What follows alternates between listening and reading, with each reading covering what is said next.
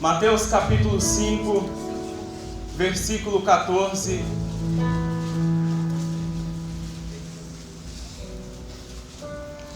Palavras do nosso Senhor Jesus Cristo. Primeiro livro do Novo Testamento, capítulo 5, versículo de número 14. Jesus diz assim: Vós sois a luz do mundo. Não se pode esconder uma cidade construída sobre um monte, nem se acende a candeia e se coloca debaixo do alqueire, mas no velador, e dá luz a todos que estão na casa.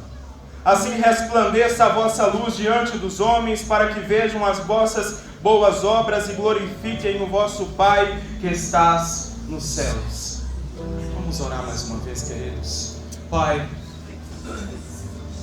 eu agradeço ao Senhor pela salvação em Cristo Jesus. Eu agradeço ao Senhor pela vida do pastor Ezequiel. Eu agradeço ao Senhor, ó Deus, pela vida do irmão Igor, da irmã Lana, de todos esses meus amigos que eu tenho aqui nessa igreja, Senhor, de todos os envolvidos nessa obra Missões. Deus querido, eu peço ao Senhor que nessa noite Tu venhas trazer um quebrantamento sobre os nossos corações, ó Deus. Que uma porção extraordinária do Teu Espírito, Senhor, venha derreter até o mais gelado no nosso meio, Senhor. Que o Teu Espírito, de uma forma extraordinária, venha constranger o nosso ser a nos colocarmos na posição, no centro da Tua vontade. Assim peço ao Senhor que faça grande e glorioso e poderoso o Teu nome no nosso meio nesta noite, ó Pai. Em nome do Senhor Jesus Cristo. Em nome do Senhor Jesus Cristo. Podeis tomar assento glorificando o nome do Senhor Jesus.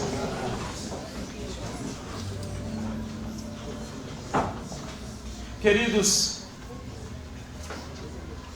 há um poder no Evangelho, há um poder nessas boas novas, nessas boas notícias, de que Cristo, Ele é o resgate, Ele é a libertação, Ele é a porta de saída para o homem condenado poder ter acesso até Deus tão grande.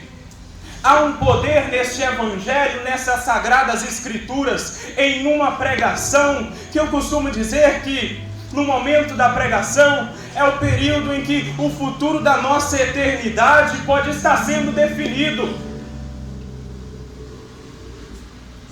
É o momento em que podemos assim dizer, um momento de vida ou morte. Certa feita, um jovem, esse jovem odiava Deus. O problema dele não era com pastor, não era com família, não era com falso testemunho de ninguém. O problema dele era com Deus. Tenta pregar para alguém assim. Tenta ganhar uma pessoa assim para Jesus. Teve uma vez, de tanto ódio interno, de tantas trevas que habitavam no coração desse jovem, ele pegou o dedinho do meio, que você sabe muito bem o que significa, apontou para cima e disse: Deus, você deveria ter apanhado muito mais naquela cruz. Deus, o Senhor não vale nada, o Senhor não é bom, coisa nenhuma. Isso tudo que dizem por aí desse seu amor, dessa sua misericórdia, é uma grande mentira, Senhor. Você deveria ter sofrido muito mais do que sofreu. Você sabe o que aconteceu com esse jovem? Ele não morreu, não. Ele está pregando aqui na sua frente agora.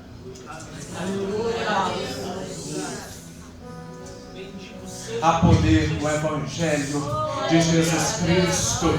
Há poder no Evangelho de Jesus Cristo. É isso que Paulo diz no primeiro capítulo de Romanos: porque não tenho vergonha deste Evangelho, eu não tenho vergonha desse Jesus, eu não tenho vergonha dele, do que ele fez por mim, porque ele é poder de Deus, ele é poder de Deus para salvar todo aquele que nele crê. Louvado seja o nome do Senhor. Há poder no Evangelho, queridos. Jamais subestime, jamais olhe para alguém, para um amigo, para um conhecido, para um parente ou para qualquer pessoa que seja, por mais difícil que ela seja, por mais duvidosa que seja, por mais que seja praticamente impossível, você olha para aquela situação, esse aqui não converte, qualquer um vai menos esse. Não pense nisso jamais. Não olhe para uma pessoa pelo que ela é naquele momento, pelo que ela está, pela condição que ela está naquela hora, mas sim pense no que Deus pode fazer da vida dela no outro dia. Porque Deus, Ele é Deus. Para Ele mostrar o poder dEle, meus queridos. Quando Deus quer mostrar que Ele é Deus em nossas vidas, Deus, Ele faz coisas extraordinárias. Deus, Ele faz coisas incríveis. Deus, Ele faz o inacreditável. Porque Ele é Deus e jamais duvide disso. Meus queridos, o povo de Israel recebeu o último profeta Malaquias. E depois disso, não teve mais ninguém. Depois de Malaquias, houve um silêncio de 400 anos. Por 400 anos, nenhum profeta fora enviado. Nenhum na envergadura de Isaías, de Jeremias, de Ezequiel. Nenhum. O povo permaneceu, Deus permaneceu em um tipo de silêncio por cerca de 400 anos.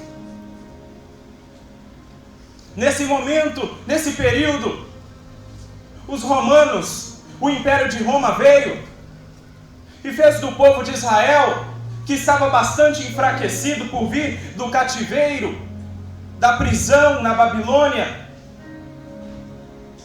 e os sujeitou a pagar absurdos impostos. Nada se fazia em Israel sem que o imperador soubesse, sem que os romanos permitissem.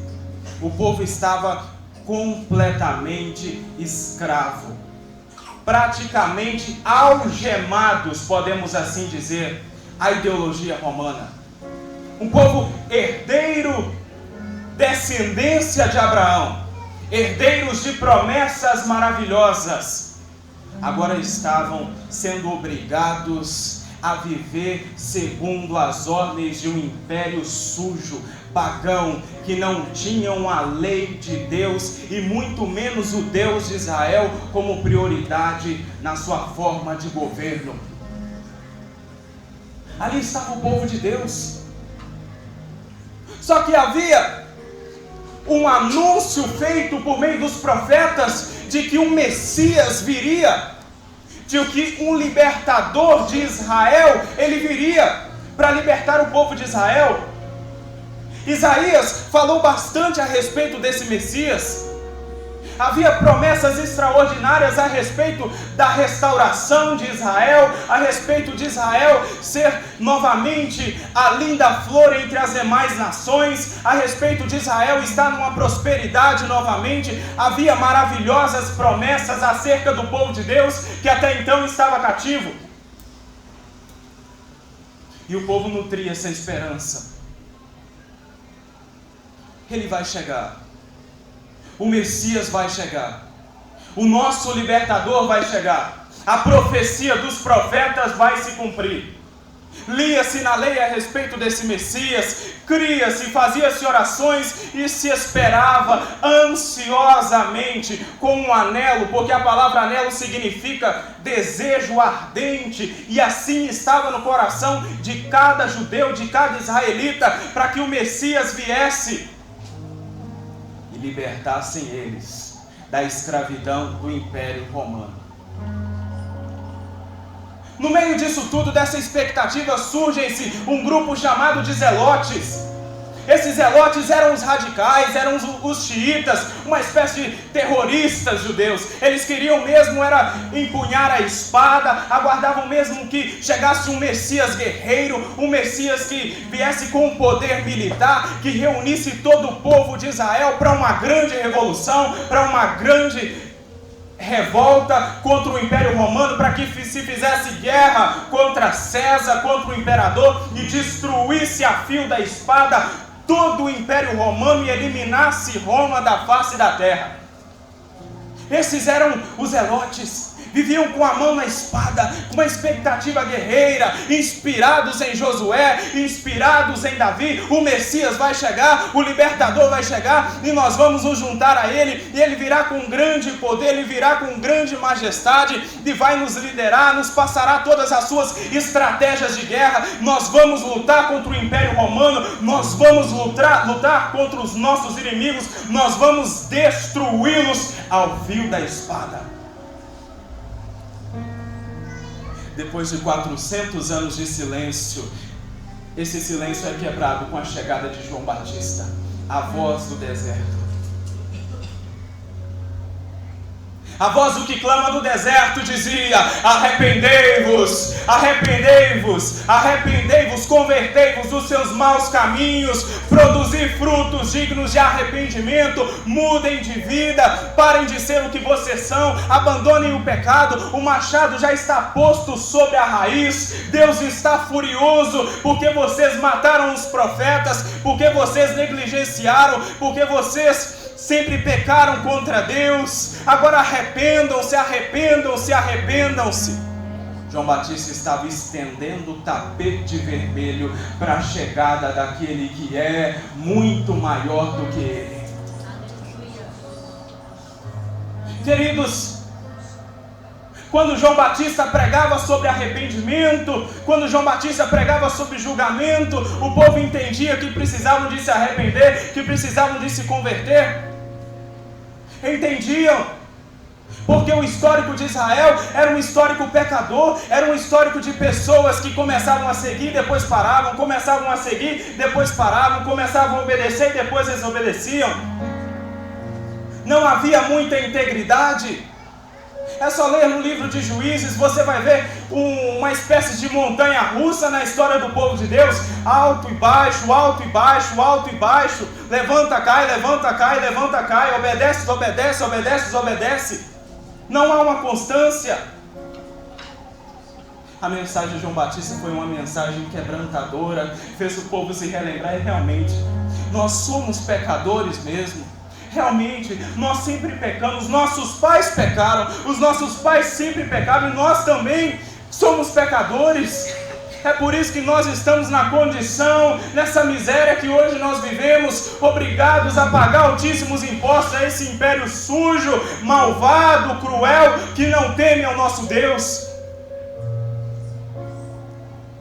Só que aí, aparece-se para ser batizado diferente dos outros que iam ser batizados naquele Rio Jordão. Esse não era como qualquer um. Esse paralisou João Batista. João Batista, que era um homem enérgico, de uma mensagem feroz, de uma mensagem selvagem, que não temia homem algum e ameaça nenhuma. Naquele instante, aquele homem parou não para ouvir uma voz, mas para ouvir o som dos passos do Cordeiro de Deus. Parou para ver o andar daquele personagem que vinha em sua direção, mas que não era como os outros. Naquele instante o Espírito Santo testificou em João Batista, até que João Batista disse: eis o Cordeiro de Deus, eis o Cordeiro de Deus que tira o pecado do mundo. É interessante que nessa expressão, essa aclamação de João Batista, ele diz: eis o Cordeiro de Deus, está chegando o Cordeiro de Deus que tira. Essa palavra tira no original é airo, que significa assumir para si e lançar fora. João Batista estava dizendo: ali está o Cordeiro de Deus que assume o meu pecado e o lança fora, e o lança para longe. Eis o Cordeiro de Deus. Aleluia. Jesus chega para ser batizado. Você conhece a história muito bem, meus irmãos. O povo estava naquela expectativa da chegada de um libertador, de um Messias, da chegada do enviado, do ungido de Deus. E João Batista, quando vê, testifica. E logo no batismo de Jesus, o Espírito Santo participa. Ele vem como pomba, pousa sobre a cabeça do mestre. E como se não bastasse uma voz do céu, a voz de Deus dizendo: aí está o meu filho amado, em quem me tenho comprazido. Todos que estavam ali viram, não pode ser outro. Ele chegou, o Messias, aquele que nós lemos na lei todos os sábados, aquele que por todos esses anos nós temos ansiosamente aguardado, até que enfim o libertador de Israel chegou. Jesus começa a pregar. Quer dizer, após ser batizado por João Batista, o Espírito Santo o conduz ao deserto, ele é tentado por Satanás, ele vence tudo e sai de lá triunfantemente, ousadamente proclamando com muito poder, com muita ousadia: é chegado o reino de Deus, é chegado o reino dos céus, arrependei-vos e convertei-vos. E Jesus começa a curar muitas pessoas. Jesus começa, o seu ministério é inaugurado de uma forma extremamente poderosa. Mortos começam a ressuscitar, paralíticos começam a andar, cegos começam a ver, as pessoas começam a ver. Esse tem poder, esse tem um poder sobrenatural, não tem como esse não vir da parte de Deus. É Ele, o Messias chegou. O cumprimento das profecias está diante dos nossos olhos. Vamos segui-lo. Multidões começam a seguir Jesus. Existiam multidões que seguiam a Jesus espontaneamente, por livre vontade, sem serem convidadas. Só que existiam pessoas que Jesus foi atrás.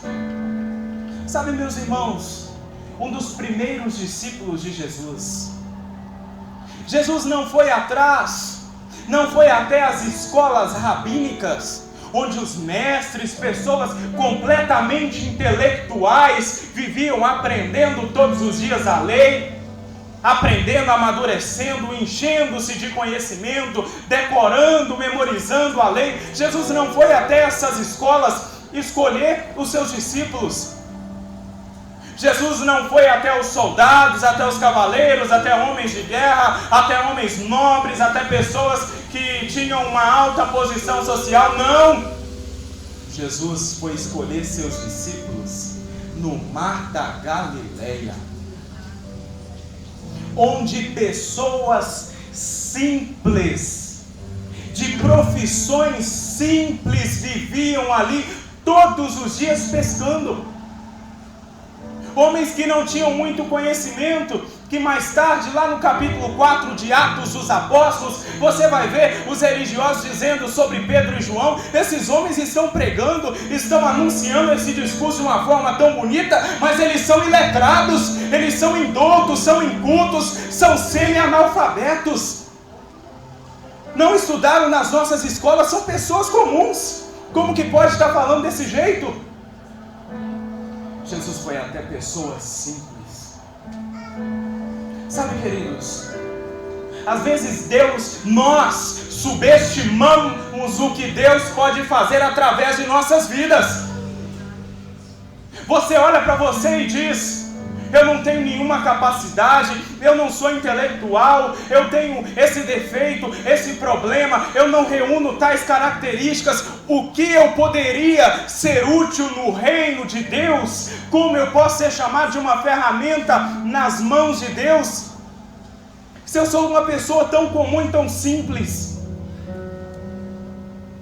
Jesus foi até o Mar da Galileia quebrar esse protocolo, mostrar que Ele é Deus. Ele poderia pegar os homens mais difíceis, os homens mais cabeças duras, as pessoas de personalidades e temperamentos mais difíceis, mais complicados de se trabalhar, e fazer deles lindas ferramentas nas mãos do Senhor. Aleluia. Queridos, discípulos e mais discípulos começaram a acompanhar Jesus. Pessoas e mais pessoas, multidões o seguiam. Até que a Bíblia diz no primeiro versículo desse capítulo 5 de Mateus, em que nós lemos: Jesus, vendo a multidão, subiu a um monte e, assentando-se, abriu a boca e os ensinava, dizendo: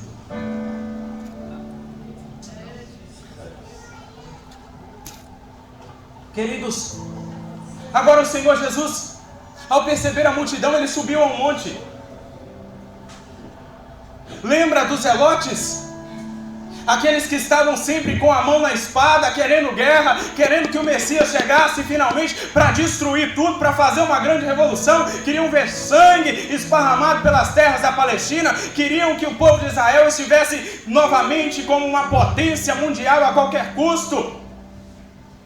Ah, meu irmão, esse povo, quando viu Jesus subindo ao monte, eu tenho certeza, é agora que ele vai nos revelar a sua estratégia de guerra, é agora que ele vai revelar o seu plano secreto, é agora. Esse homem tem poder, ele ressuscita morto, ele cura enfermo, ele levanta paralítico, ele faz cego ver. Esse homem tem mais poder que Elias, Moisés ou qualquer um dos outros. Esse é extraordinário, esse veio de Deus mesmo. Esse aí, se levantar a mão, já uma legião de soldados romanos cai por terra. É com ele que nós vamos vencer. Ele é o Messias. Vamos ouvir o plano de guerra dele.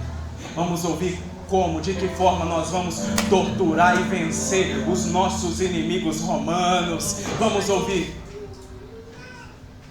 Só que a Bíblia diz que Jesus, abrindo a boca, os ensinava dizendo: bem-aventurados, ou seja, felizes são os humildes de espírito, porque deles é o reino de Deus. Bem-aventurados os que choram, porque eles serão consolados. Bem-aventurados os mansos, porque eles herdarão a terra. Bem-aventurados os que têm fome e sede de justiça, porque eles serão fartos. Bem-aventurados os misericordiosos, porque eles alcançarão misericórdia. Bem-aventurados os limpos de coração, porque eles verão a Deus. Bem-aventurados os pacificadores, os que promovem paz, porque eles serão chamados filhos de Deus. Bem-aventurados os perseguidos por causa da justiça, porque deles é o reino dos céus. Bem-aventurados sois vós, quando vos perseguirem por minha causa, porque assim fizeram aos profetas que foram antes de vós. Amem os vossos inimigos, perdoai os que vos maldisser, falem bem dos que falam mal de vocês, orem pelos que vos perseguem. O que você acha que o povo que estava esperando guerra fez? Não, mas peraí, tem alguma coisa errada nessa história. Senhor, e a guerra? Cadê a guerra? Cadê a trombeta tocando para a gente já descer esse monte, acabando com tudo? Já aproveitar o embalo da descida e eliminando o soldado romano e derrubando a armadura e fazendo um escarcéu. O reino de Deus é diferente do que vocês estão esperando. Eu não vim destruir, eu vim salvar. Queridos, imagine para você ver a expectativa, uma falsa expectativa sendo quebrada. Jesus implantando um reino de Deus, porque quando se fala em reino, você pensa em castelos, você pensa em cavaleiros, em espadas, em soldados, em exércitos, mas esse reino estava sendo implantado com amor, com pescadores, com pessoas simples, com pessoas comuns. Mas que tipo de reino é esse que esse homem está querendo montar nessa terra? Você já pode ter ouvido o discurso de que esse mundo é dos espertos. É verdade, esse mundo é dos espertos, mas o reino de Deus é dos humildes. O reino de Deus é dos mansos. O reino de Deus são dos que choram, são dos bem-aventurados. Queridos, muitos a partir daquele momento começaram a se desencantar com Jesus e passaram até a odiá-lo, a persegui-lo, a dizer mal dele, a difamá-lo, a acusá-lo. Mas houve um grupo, os discípulos, aqueles que permaneceram até o fim, em que o Senhor Jesus investiu poderosamente na vida deles. Esse grupo ouviu o Sermão do Monte. Esse grupo assistiu os milagres de Jesus. Jesus os discipulou, Jesus os treinou, Jesus os ensinou coisas tremendas. Jesus os ensinou tanto com suas palavras como com seu exemplo prático. Jesus fez deles verdadeiros discípulos. Jesus fez de seus aprendizes, fez dos seus 3 anos na terra uma espécie de escola intensiva. Aquelas pessoas estavam aprendendo, pessoas simples, pessoas que ninguém dava valor, pessoas que se morressem ontem, amanhã ou hoje não fariam diferença alguma, não fariam falta alguma, não deixariam saudades, seus nomes ficariam esquecidos, enterrados pelas areias da história, ninguém jamais lembraria deles. Só que Jesus fez desses homens personagens que marcaram a história da humanidade. Queridos, jamais duvide do que Deus pode fazer através da sua vida ou através da vida de qualquer pessoa. Deus, Ele tem poder para fazer grandes coisas através de nossas vidas. Nesses mesmos discípulos, Jesus, Ele disse: vocês são a luz desse mundo, a luz para este mundo. Agora vamos entrar nesse texto, queridos. Preste atenção que Jesus não disse: vocês são a luz para a igreja, vocês são a luz da igreja. Não, Jesus diz: vocês são a luz deste mundo. Nós não temos luz própria, é verdade. Nós só somos luz porque Ele mora dentro de nós. E se Ele mora dentro de nós, é o mesmo que lá em João capítulo 8, versículo 12 disse: eu sou a luz do mundo. E se Ele mora dentro de nós, nós iremos refletir a luz dEle. Quando Jesus disse: vós sois a luz do mundo, Ele também queria dizer: o mundo em que vocês vivem está coberto por uma espessa e densa nuvem de trevas. O mundo ao qual vocês pertencem está mergulhado em escuridão. Jesus estava anunciando não somente que os discípulos eram luz para esse mundo, mas Ele estava dizendo que esse mundo está em trevas. Repare que desde os tempos de Jesus, esse mundo está perdido. O que diria hoje, 2000 anos depois? Queridos, no ano de 2009, a revista Época fez uma publicação de que no ano de 2020, a população, o total da população brasileira seria dividida ao meio. Os evangélicos atingiriam um número que chegaria a quase 100 milhões de evangélicos, formando assim, sendo que a metade da população brasileira seria constituído pelo povo evangélico. As estatísticas matemáticas chegaram à conclusão de que o crescimento, a abertura de igreja, o número de pessoas aderindo à fé evangélica está crescendo numa proporção tão grande, em que em 2020 esse número vai chegar, se a estatística não se enganar, a metade da população total do Brasil. Só que a pesquisa não terminou por aí. O que disseram a respeito disso é que uma das facilidades desse crescimento evangélico é que a fé evangélica ela está sofrendo constantes modificações, ela está se abrasileirando, ela está aderindo a esse jeitinho brasileiro de ser, está se amoldando cada dia mais a essa cultura. É por isso que para as pessoas que antes olhavam para a fé em Jesus Cristo e diziam: nunca vou ser crente, ser desse jeito, ser diferente desse jeito, odiar o mundo desse jeito, renunciar a tanta coisa, eu nunca vou ser crente. Só que está havendo uma abertura de tantas exceções que a fé evangélica ela está se amoldando aos padrões dessa cultura corrompida e contaminada, ao ponto de pessoas e mais pessoas estarem facilmente, sem pensar duas vezes, aderindo à fé evangélica. Seria isso um avivamento?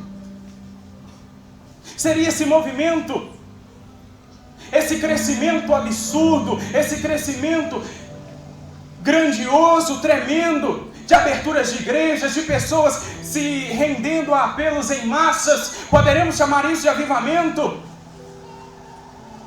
Infelizmente, queridos, não. Como uma pessoa que não tem a mesma fé do que nós disse, e foi muito feliz no que disse, a fé está se amoldando a cada dia mais ao presente século, em que as pessoas que levam o nome de Cristo não estão mais tendo nenhum referencial diante da sociedade, estão deixando de ser luz para este mundo.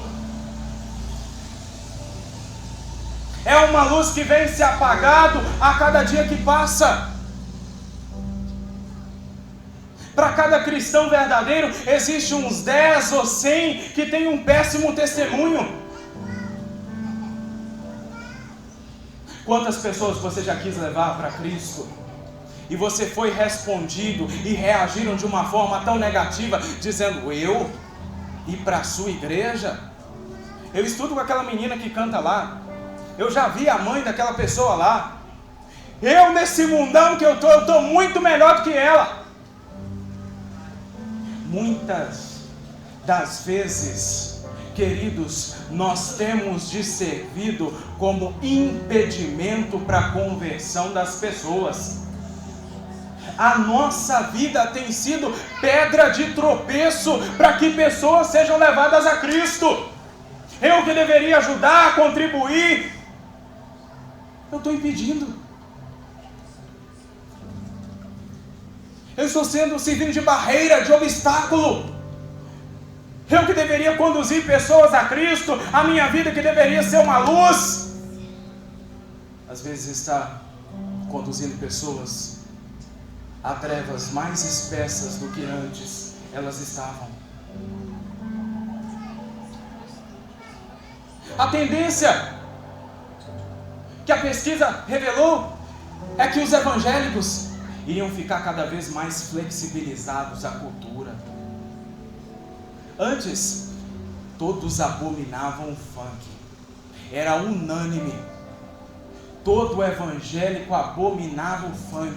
É sensual, é imoral, é perverso. Hoje tem funk gospel.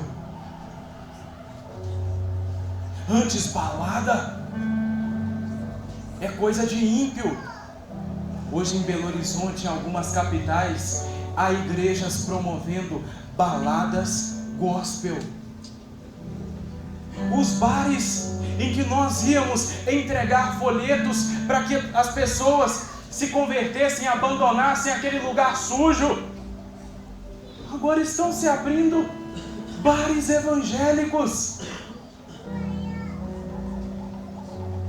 Não faz muito tempo, talvez 2 anos, foi feita uma Bíblia por nome de Bíblia Freestyle, contendo gírias.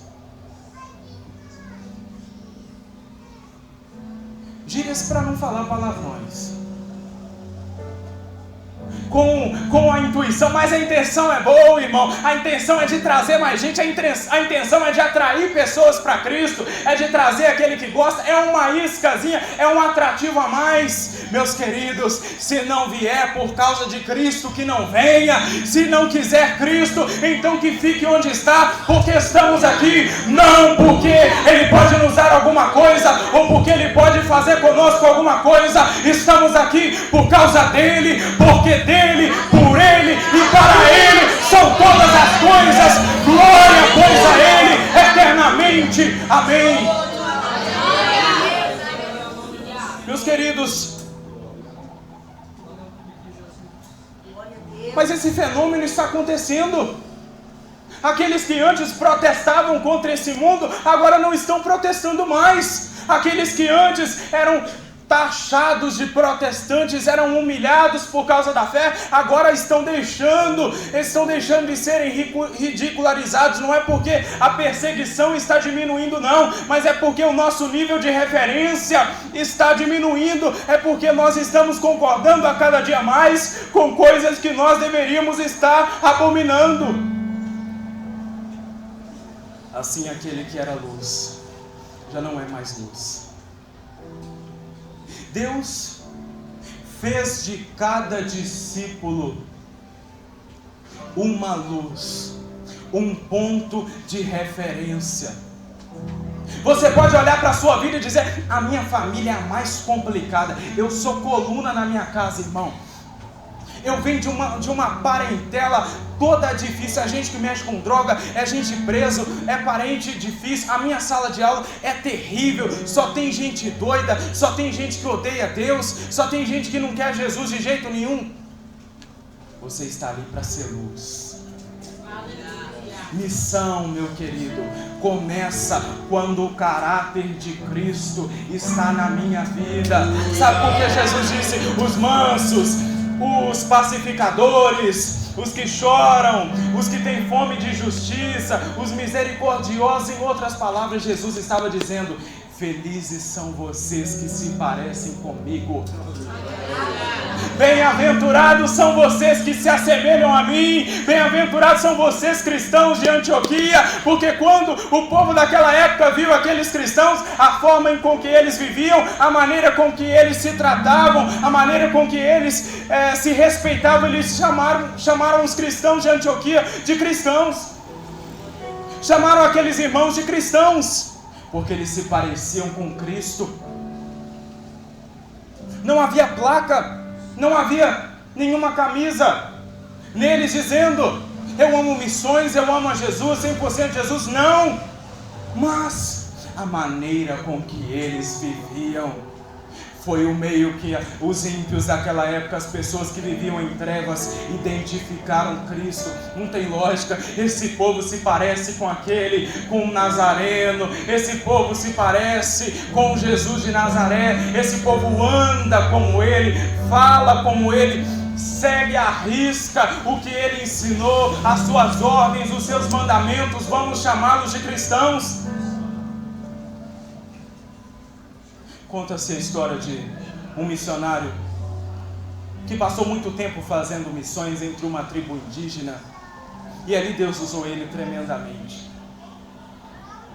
Muitos anos depois, esse missionário já havia morrido, e um grupo de cristãos foram ali de novo evangelizar, e começaram a falar de Jesus para aquele povo, dizendo: Jesus era manso, humilde, curava enfermos, perdoava.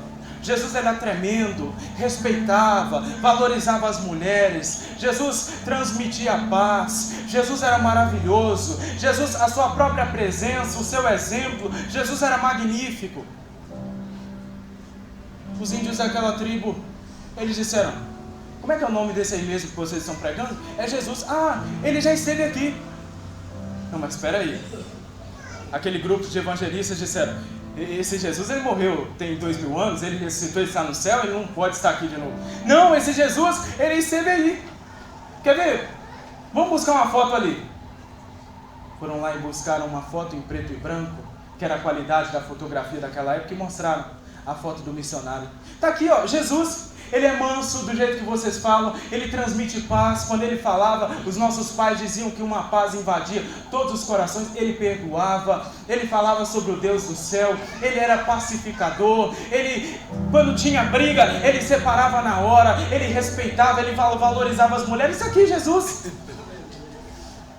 Ele se parecia tanto com Cristo. Ele era um discípulo de Cristo. Ele era um cristão genuíno que confundiram ele com Jesus. Qual foi a última vez, meu irmão, que notaram a diferença no nosso caráter, ao ponto de dizer: o que você tem de diferente? O que está acontecendo na sua vida? O que é isso que você tem que eu não tenho? Por que você é assim?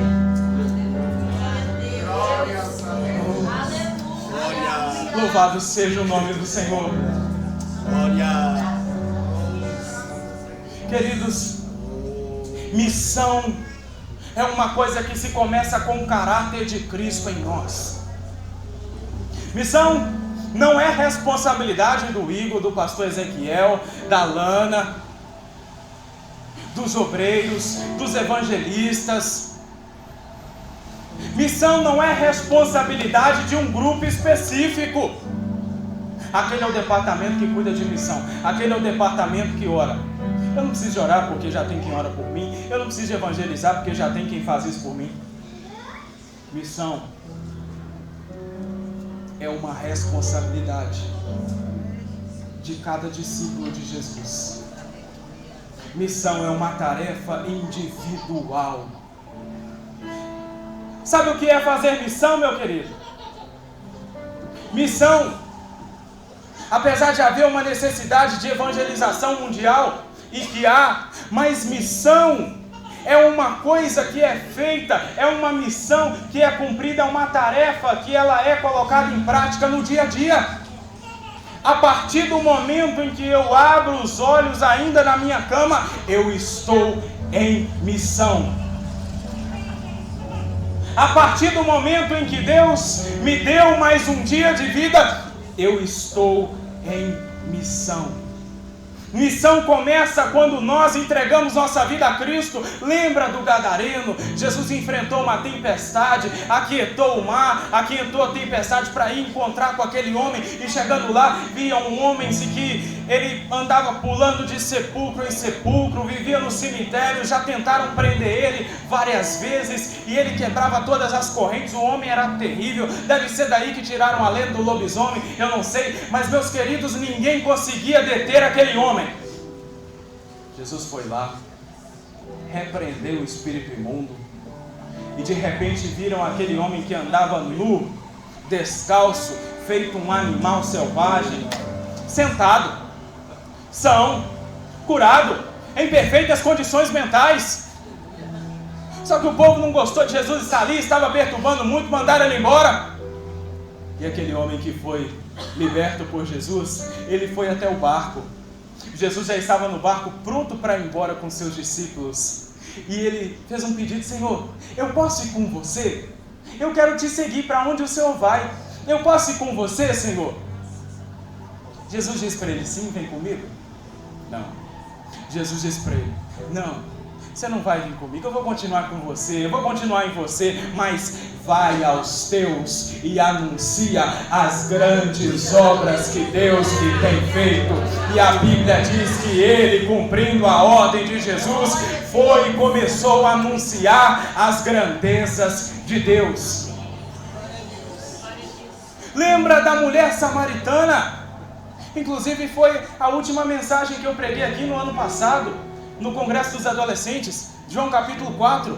Jesus se encontrou com aquela mulher, revelou a vida dela, e de repente, quando Jesus diz: eu sou o Messias, eu sou o Cristo, eu que falo contigo, ela foi correndo à cidade anunciar aos que estavam, aos seus vizinhos: venham conhecer um homem, venham conhecer esse Jesus que revelou a minha vida inteira, que dividiu a minha história no meio. Venham conhecer o que eu conheci. E a Bíblia diz que muitos dos samaritanos creram por causa do testemunho daquela mulher. Só que depois a Bíblia também diz que aqueles samaritanos viraram-se para a mulher e disseram: já não é pelo que você nos tem dito que nós cremos, porque nós mesmos temos visto e ouvido as grandes coisas desse Cristo. Meus queridos, tudo começou porque uma pessoa começou a anunciar as grandezas de Deus. Uma pessoa se fez luz do mundo, nesse mundo de trevas, e Deus fez grandes coisas através daquela vida. Jesus continua dizendo nesse capítulo 14: não se pode esconder uma cidade que foi construída sobre um monte.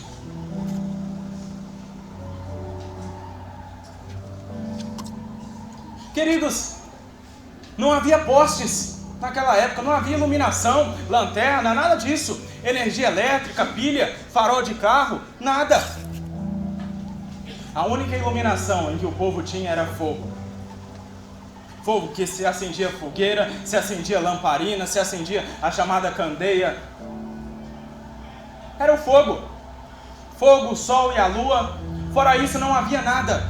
Jesus está nos dizendo aqui: não tem como esconder uma cidade que foi construída sobre um monte, porque o viajante, por mais longe que ele esteja, ele consegue enxergar a iluminação, ele consegue enxergar os pontos luminosos que são dos fogos acesos, das fogueiras acesas naquela cidade, porque a cidade, ela construída sobre um monte, ela funciona como uma grande luminária para o viajante.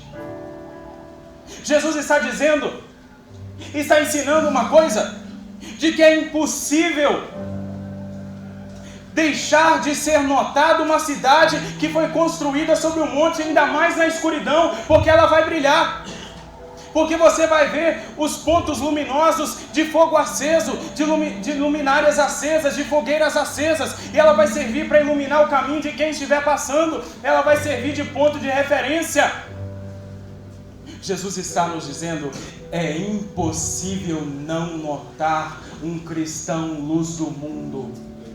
É impossível passar despercebido aquele que tem o caráter de Cristo, aquele que é diferente, aquele que tem no coração a consciência de que no momento em que ele acorda, ele está em missão, ele bate continência para o capitão da sua salvação e diz: qual é a minha missão de hoje, meu Senhor? Se me colocar na trincheira eu vou, como John Wesley dizia, se o Senhor quiser que eu fique recuado, eu também fico, mas Senhor, diga-me qual é a ordem para hoje e eu cumprirei. Nós somos diferentes, nós não podemos passar despercebidos. Às vezes o nosso testemunho, ele é tão ridículo, ele é tão escondido, queridos, que jamais seremos notados. Como servos de Deus, jamais serviremos de ponto de referência, jamais serviremos de luz para as pessoas que estão em trevas.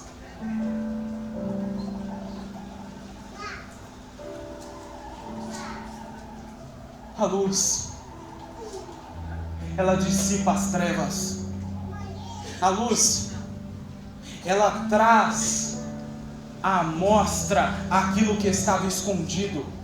Se apagarmos todas as luzes dessa igreja, você vai ter dificuldade em encontrar muitos objetos, mas quando você acender a luz, você vai conseguir encontrar as coisas. A luz, ela traz para fora aquilo que estava escondido.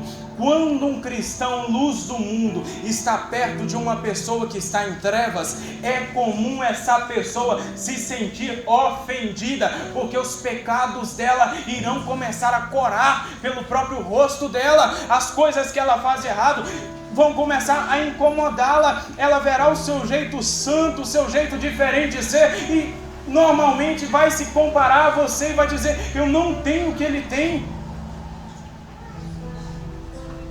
Quando alguém vê o certo, logo o errado é denunciado. A nossa presença tem que ser uma presença evangelística. Somos testemunhas do Senhor Jesus. Somos suas testemunhas. Fomos chamados a ser luz para este mundo. luz para esse mundo. Temos que servir de ponto de referência. Quando alguém precisar de oração, quem ela deve recorrer? A você, o cristão da sala de aula. A você, o discípulo de Jesus no trabalho.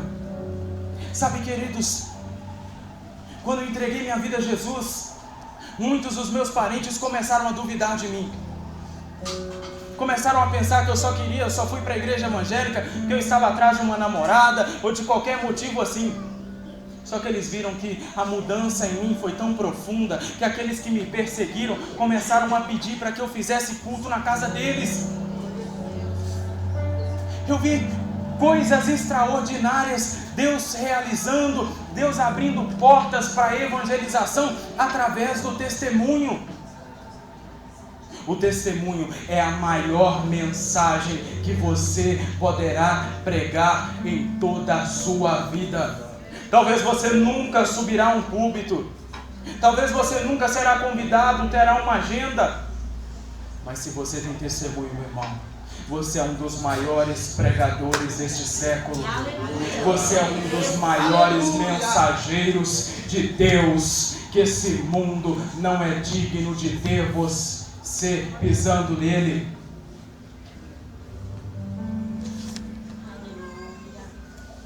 O mundo inteiro em trevas, precisando de luz. Deus, nesses últimos dias, queridos, Ele está à procura de pessoas que não sejam indiferentes. Deus está à procura de pessoas que se importem com o que ninguém se importa mais, que dê atenção àquilo que ninguém jamais dá atenção. Vivemos em um mundo em que a ausência de amor pelas pessoas, pelo outro, está muito às caras. É um mundo completamente egoísta, em que falta amor, falta compadecimento, falta misericórdia. Deus está à procura de alguém, no meio de uma noite fria, a chorar pelos perdidos. Deus está à procura de alguém, a chorar por pessoas que não querem a Ele. Eu vejo que antes os cristãos que passavam tempo derramando lágrimas, prantos, para que pessoas se convertessem, agora estão, merece o inferno mesmo.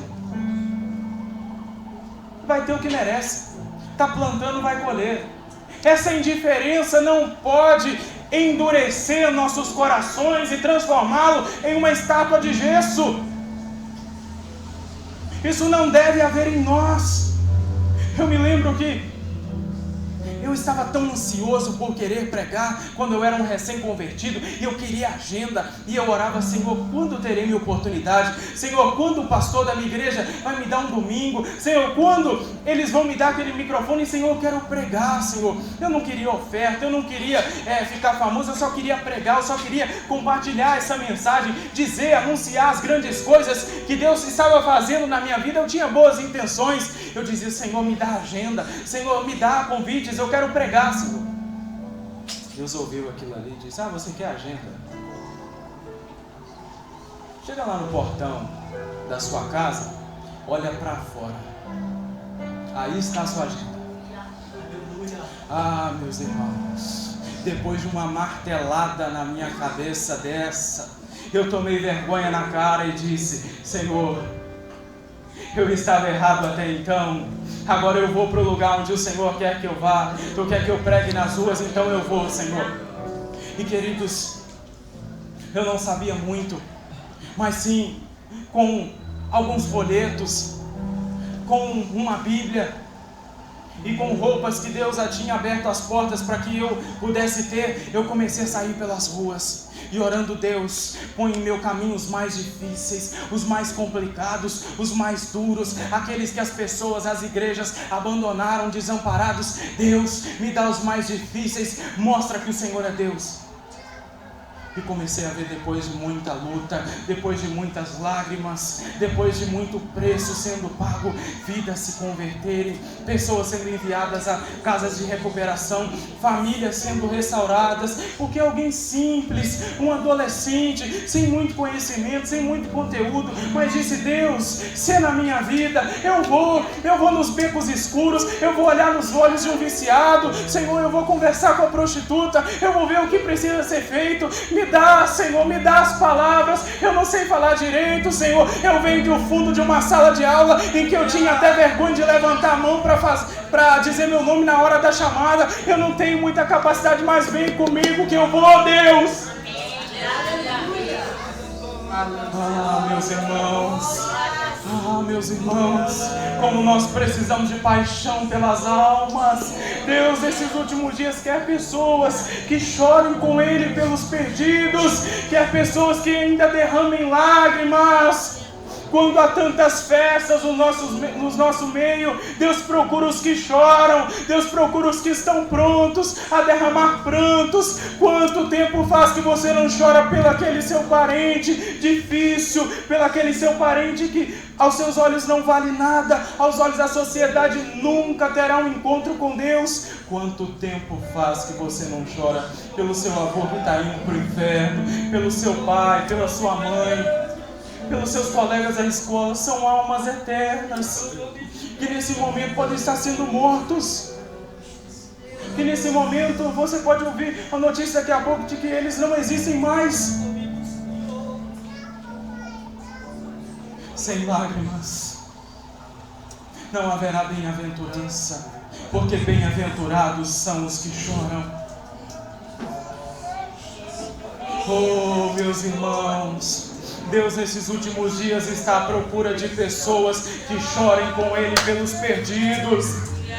Eu não sei se você conhece a história de David Wilkerson, pastor que escreveu A Cruz e o Punhal, e tem também um filme sobre a cruz e o punhal. Era um pastorzinho do interior dos Estados Unidos, uma cidade chamada Pensilvânia. Queridos, ele tinha uma igreja, tinha uma família, e ele estava muito feliz no ministério. Tinha vários membros, vivia em tempo integral, mas no seu coração ainda lhe faltava algo. Até que em seus momentos de oração ele viu um jornal no seu gabinete, na sua mesa, no seu escritório, e viu ali pessoas de gangues em Nova York, há quase 60 anos atrás. Pessoas ali se matando, com ódio nos olhos. Ele viu aquela imagem, ele viu a imagem daquelas crianças fotografadas no jornal, ainda em preto e branco. Pessoas sem esperança, sem Jesus no coração, que no próprio olhar transmitiam ódio e raiva pelo mundo e por Deus.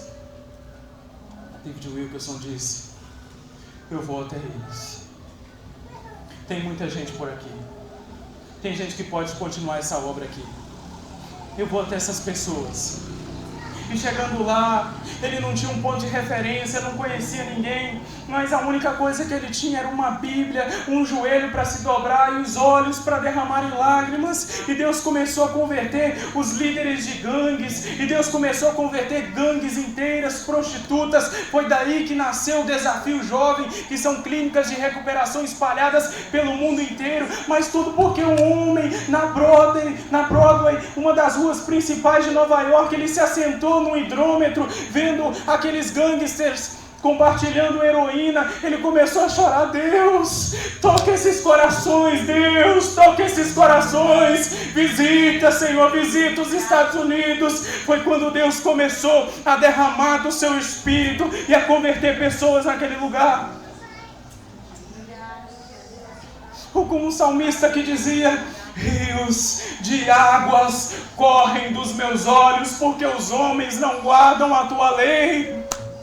Nós estamos nos acostumando, queridos, a ver notícias ruins e não estamos nos compadecendo mais, porque a repetição de um estupro na televisão, de um assassinato na televisão, está nos causando indiferença. Nós não mais nos lamentamos, nós não mais chegamos diante de Deus antes de dormir, pedimos para Deus intervir nessa situação, porque nós estamos nos acostumando com o pecado que rodeia o nosso meio, e quando nós nos acostumamos, nós estamos perdendo a nossa propriedade de luz do mundo.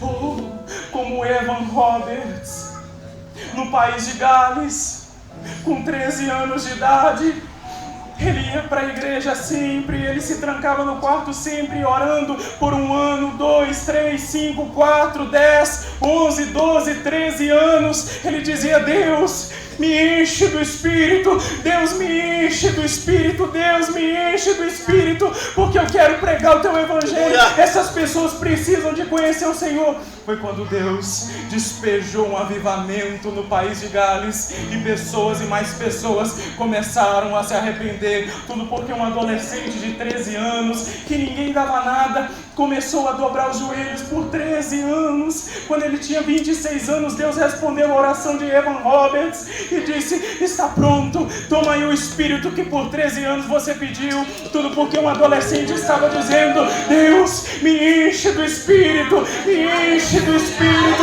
Eles precisam conhecer o Senhor, me enche do Espírito, abre as portas para que eles te conheçam. Ou como David Brainerd, que foi fazer missões entre os índios silvícolas, peles vermelhas, índios canibais. Ele sequer sabia o idioma deles, ele sequer tinha preparo, só que a emergência era tão grande, ele vendo aqueles índios cometendo aqueles rituais terríveis, se sacrificando.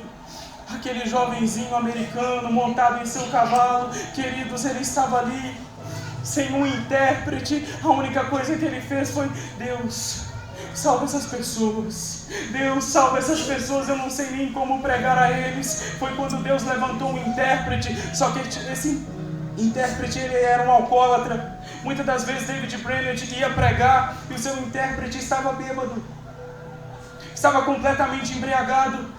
Só que as orações de David Brainerd romperam quaisquer barreiras e tribos inteiras se renderam aos pés de Cristo.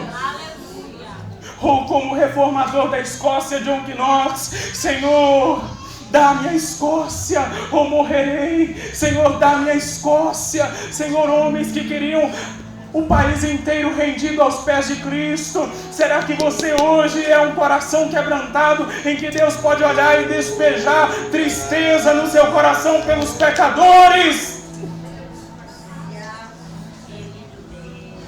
Será que hoje, se Deus sondar nossos corações, Ele está encontrando pessoas com que Ele pode contar para compartilhar da sua tristeza pelos perdidos?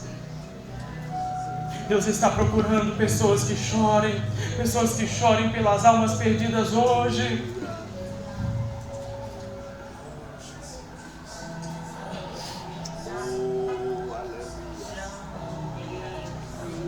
Queridos, devemos colocar a nossa luz para fora. Devemos deixar a nossa luz brilhar. Jesus ainda disse: não se acende uma candeia e se coloca debaixo de uma vasilha. Não se acende uma luminária, uma lâmpada e a coloca debaixo de uma vasilha. Não!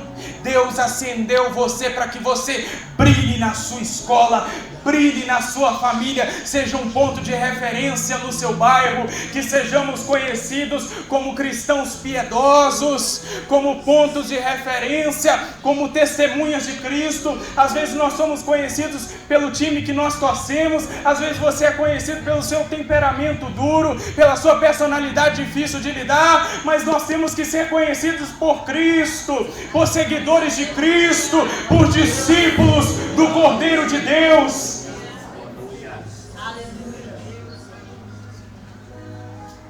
Assim ele diz no versículo 16: assim resplandeça a vossa luz diante dos homens, para que vejam as vossas boas obras e glorifiquem o vosso Pai que está nos céus.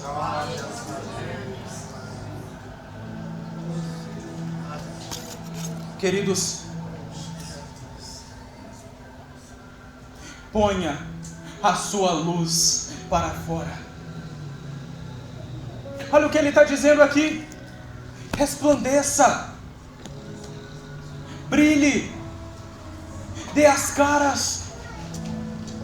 Deus não precisa de você não, porque se você não quiser ir, Deus levanta outro e coloca no teu lugar. Mas esse mundo precisa de você. Esse mundo precisa de nós. Tem tanta gente aí esperando um Messias na política, que vai vir e vai resolver tudo, esperando um presidente que vai vir colocar tudo no lugar. Quem vai fazer isso é o anticristo, meu irmão. Mas se tem uma coisa que pode mudar o mais difícil, se tem uma coisa que pode transformar o teu parente, é o Evangelho. Esse Evangelho tem que estar no meu coração, tem que estar na minha vida prática, tem que estar na minha conduta, no meu testemunho. Quer ganhar almas? Comece a testemunhar com a sua vida prática, com o seu exemplo. Está no momento de colocarmos a luz que Deus nos deu para fora, de brilharmos como cidades iluminadas, construídas sobre um monte, de brilharmos como lâmpadas, de brilharmos como pontos de referência.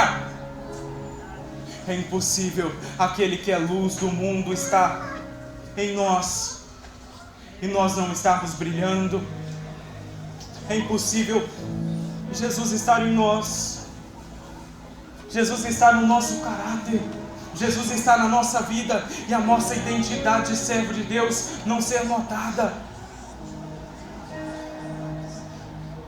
É assim que se começa fazendo missão. É assim que se começa fazendo missão. A tua escola é um campo missionário, meu querido. A tua vizinhança é um campo missionário. Os seus parentes são um campo missionário que Deus deu a você. Vá aos seus, vá aos mais difíceis, vá àqueles que você até desistiu deles e comece a mandar mensagens de novo, comece a orar por eles de novo, comece a insistir com eles de novo.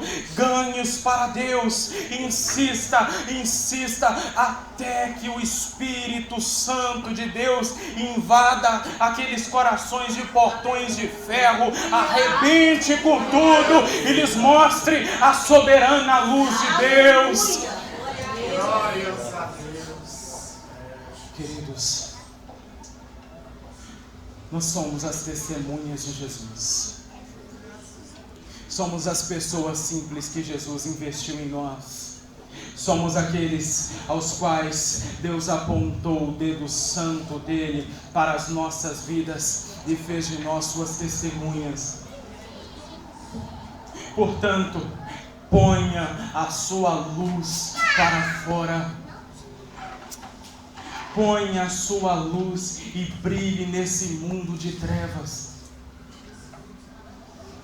Eu venho nessa noite, queridos, numa mensagem apelativa.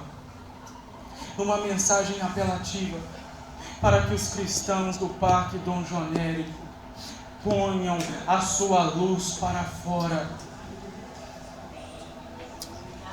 Como nós precisamos disso hoje, como esse mundo precisa disso hoje, precisa enxergar Jesus em nós. Vamos nos colocar de pé nessa hora, queridos.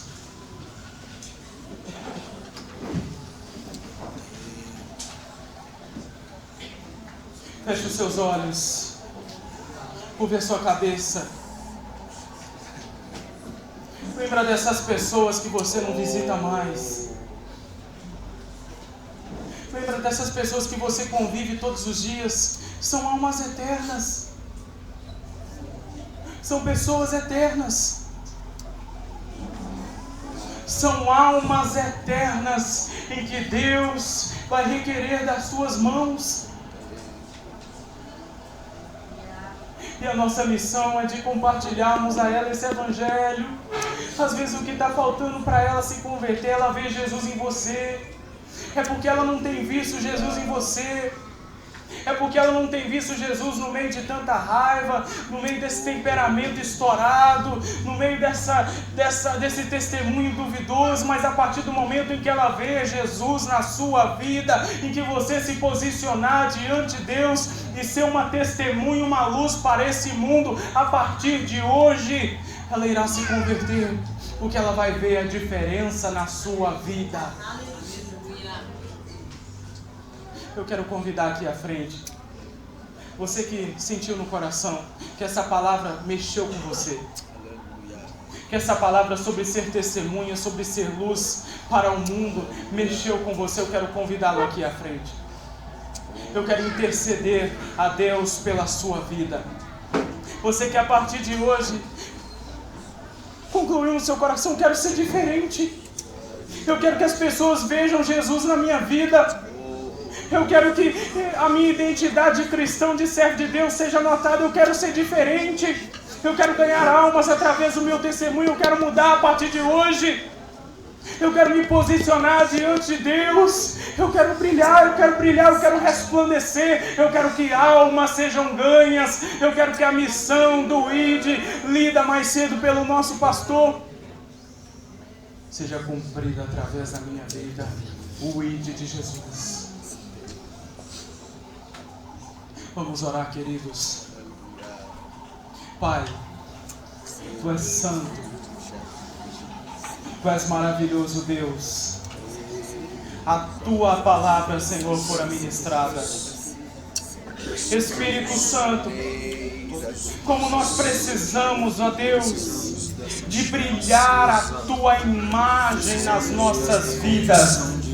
Como nós precisamos, ó Senhor, que o Teu nome, Senhor, que o Teu nome santo seja visto em nossas vidas.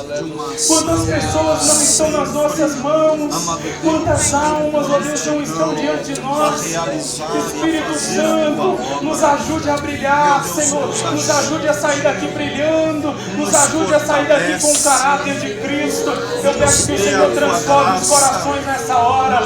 Olha, aqueles que ainda não nasceram de novo em Cristo, distribui novos corações, mas nos faz diferentes, nos faz teus soldados, nos faz teus guerreiros. Oh Deus, nos faz tuas testemunhas nessa noite, para que esse mundo veja Jesus Cristo, veja a tua imagem nas nossas vidas, ó Deus.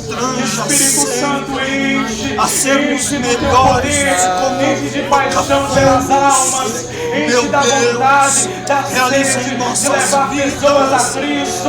Inflama esses corações com a vontade, Senhor, de levar almas para o teu reino. Espírito Santo de Deus, atenha o fogo missionário desses corações. Acende, ó Deus, essa fé morta. Acende, ó Deus, esse coração que está desesperançoso. Reativa essa fé, renova essas esperanças. Ativa as palavras hoje, de nos Senhor, dedicarmos por Tua obra, pelo Teu reino, pelo Evangelho do Teu reino. Nos ajuda, nos orienta, nos direciona. Espírito de Deus, nos dê ousadia, nos dê poder e autoridade para sermos fiéis testemunhas de Jesus Cristo. Nos dê um caráter cristão pleno, perfeito, não perfeito em nós, mas perfeito no Senhor, em nome de Jesus. Glória a Deus. Podeis tomar assento, queridos. Seja testemunho.